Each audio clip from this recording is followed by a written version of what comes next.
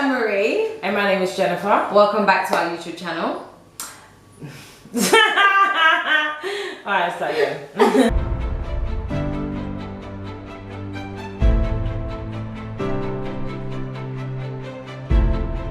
Hey guys, I'm Marie. And my name is Jennifer. Welcome back to our YouTube channel. On the FTO show. So guys, thank you so much for everyone that watched the first episode. We really appreciate the likes, the comments, the shares. What we didn't think about, one thing that we did forget to add in there is how FTO came about, because we got quite a few questions, inboxes saying, how did FTO start? It wasn't in your first video and stuff. So apologies on our side. As you can see, we're with it again with the punchline. So blame punchline at Savannah's Cocktails. Okay. Yeah, FTO, how did it start? In her bedroom. Not like that though. Not like that.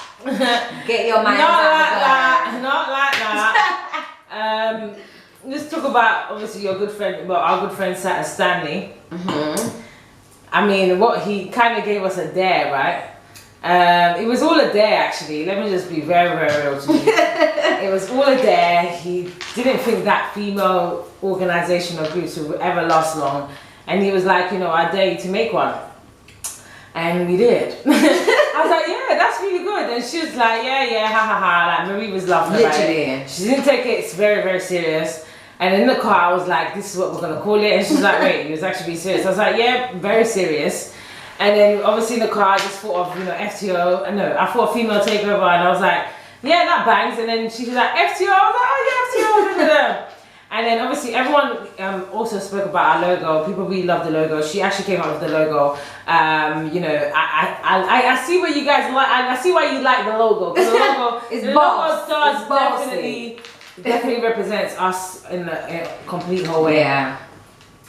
And then it just went on from there. We did launch parties, events. We've been around the block. We have. We've done so much. I think at the beginning we didn't quite know how to maneuver. So we were just tapping into whatever we could, whether it was hosting club nights, whether it was hosting, whatever it was, we was doing it. Yeah. You actually has got a friend, Ruth, that first introduced us to the radio. I think when we first did the first month, we just fell in love with, okay, this is FTO. Like our platform is going to be supporting, encouraging, definitely pushing upcoming artists, especially upcoming artists, and businesses as well, entrepreneurs. And then we're just like, okay, this is FTO, and I felt like that's where we found our element. And then in doing the radio shows, we started getting inboxes, compliments. Oh, you guys are really good. You should start hosting events, hosting shows. You know, your personalities were like, okay, let's try it. And then we tried that out. That worked out. So we're like, okay, we did 3 shows. Like, we did the FTO show, we did the MTO show, and we did the FTO versus MTO. So listen, okay, I don't want to blow no trumpet or anything, but these first showcases that everybody's doing, okay, after those 3 showcases, then we saw more upcoming artists, you know, wanting to be involved in things like this, and then we started realizing that more shows like this was coming out, and then more people were investing in upcoming artists. And it's really nice to say, I wouldn't say we set the trend, but I feel like we did our own part for the little circle of industry people that we hang around with to 100%. Be able to come out. There's a lot of people that were on the showcases that are big now that weren't big before. Like, you know, and some of these upcoming artists that are really coming out, most of them had their first radio interview with the FTO shows. Yeah, and it's beautiful. It's beautiful, honestly. It's lovely to see. Nice. Guys, I know every episode, like the last one, I've been doing a lot with my hands like this, you know, because I'm feeling my nails. Anyway, these nails are by NTD. They're on Instagram, check them out. They do lovely nails. I've decided to go with these rainbow colored ones because obviously summer's coming, so, and I'm feeling, as you can see, we're feeling. She does not wear colors, but she is in One Wish. She made me wear purple. Yes. But Okay. I'm feeling it. I'm feeling the suits. It looks good. It looks good, the guys. Outfits by One Wish Boutique, of course. Check it out on Instagram and website. We're having summer collection sale coming out, obviously with the lockdown coming out of lockdown. Yeah. And you know, money's a bit tight for some people. I thought, let me do my bit to support the community. Nah, for real though. No, do you know what it is, yeah? She's a joker. No, do you know what it is? I want to put it out there. I appreciate my One Wish dolls, but what I'm saying is let us support small black businesses. Just because it's black businesses doesn't mean it has to be cheaper or the quality must not be good because it's cheap or whatever. Don't assist the girl to eat. So today's episode, guys, is gonna be a sharp one, a fun one. We felt like maybe as females, obviously, and what's the name of the show? The FTO show. What's FTO? Female Takeover. So obviously we're going to be not more on the girl side, but like we always say, we're not anti-men, we're just pro-female. Okay, so today's show, but at the same time I felt like most girls are not understood. Right. Most girls, we are very misunderstood, especially in relationships or day-to-day lives, because women, we are very, very emotional. Let's be honest. We're very, very emotional. So today I'm like, okay, why don't we do a segment called Know a Little Bit About Girls. So we posted it out there for you guys to send it in, like topics, scenarios, or phrases that would obviously match up to today's topic, which is know a little bit more about girls. Yeah. So some of the ones that we received. Okay. Basically, phrases were sent in, and then we have to like not speak on it a little bit, but also throw in sentences, words that we felt like would match up to whatever the scenario is to do with girls, right? The first one is, ladies, does size really matter? But size in what way? We all know what way. We all know what we're talking about here, come on. does size really matter? We're Patron, okay? He does live dates. Live Insta dates, right?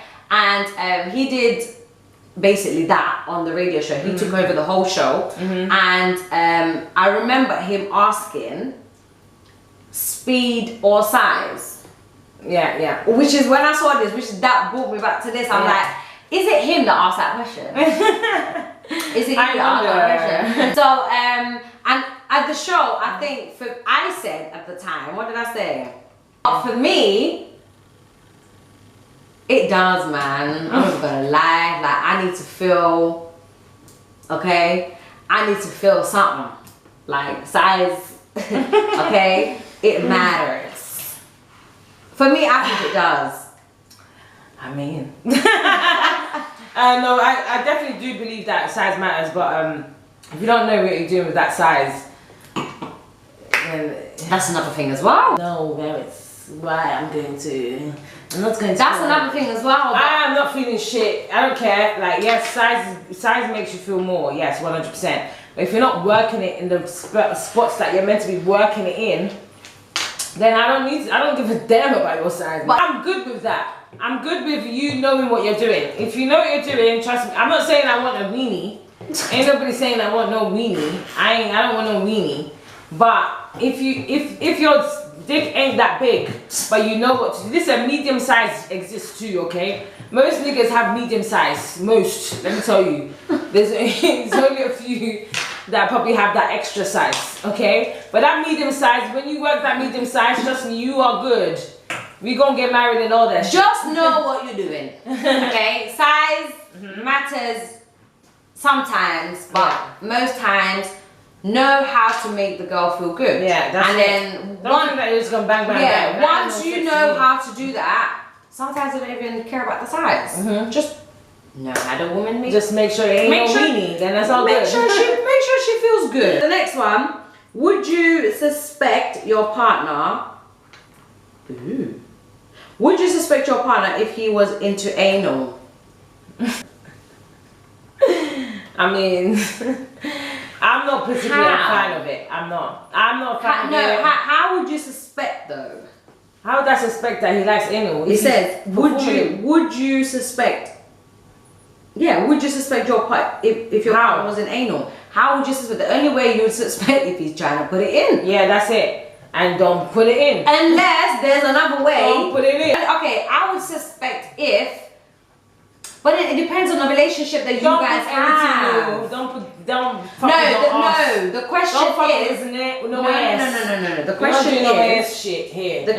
Not would you like it. The question is, would you suspect your partner if he was into anal? The only way I would suspect it. Bums too? Basically, the only way I would suspect it if he tries to put it in. One. That's it. Two. And if you do, then I'm going to ask you some questions. It depends. Okay. Is that when maybe the dick is too small and you don't know where the vagina is? That shit happens too, you know. Some niggas, they got a dick too small, so they think that they're reaching the fucking the vagina, but they're not really. They're just It happens. Trust me. It does. And that one I can say is not your fault because maybe your dick was just not big enough to hit certain places. But if you intentionally wanted to put it in the ass, I want to find out what's going on. Because ass is ass, so anyway, okay. Also, I think it depends on the type of relationship that you guys have. If you guys, watch porn together or whatever, and he's showing you a video of a couple or whatever doing it up the anal or whatever, then that might just be like a normal thing because you guys watch, so you wouldn't suspect it then. Yeah. But if you guys are like, you don't do that type of watching porn together. Obviously, if I'm meeting the guy and I'm getting to know him and we had sex, and that's the first thing you're doing, then my nigga, I'm gonna be like raw, like what's going on? Do you know what I mean? But obviously, in a relationship, you need to try different things. Yeah, totally understand that, get that. If we're not that type of like very sexual type of couple, and then you're sending me videos of couples doing it up the bum, I'd be like, are you trying to tell me something, or are you just sending me videos? Like, let's talk about it. I feel like miscommunication is what is wrong with a lot of today's couples. Like, rather than talking about it, we're sending videos about it, because then how you may see the video, okay, I'm just sending it to her just so she can see, might be different from what she's feeling. Oh, what is he trying to say? Yeah, of course. So definitely. it's like, I'd be offended if you're like, trying to show me yeah, so it's like, just sit me down, let's have this conversation. Like, what you trying to say?